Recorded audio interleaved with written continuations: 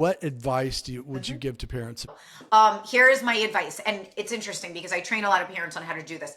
You need to practice your neutrality beforehand. Not only are kids smart, kids know their parents.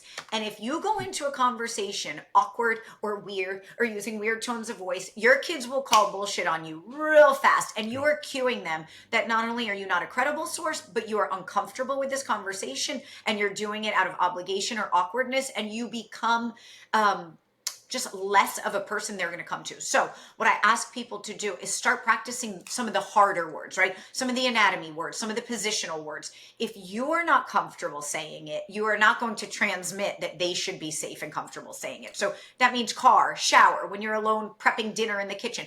You got to be able to say all of this stuff in neutrality, in the same way you would say, like, do you want a glass of water? Do you know what the function of the clitoris is? Do you want chicken parmesan tonight? Do you know how to have an orgasm? Like, it needs to look that neutral if you want to be the highest credible communicator. Oh, If you're uncomfortable talking about it with your kid, then how are they going to come to, that's exactly right. You how would they become an come to their uncredible parents? source. Yeah. That's Yeah. exactly Yeah. right. And so if your goal is that you want to be a credible source of information for your child, then you need to show up as a credible communicator with your child, right?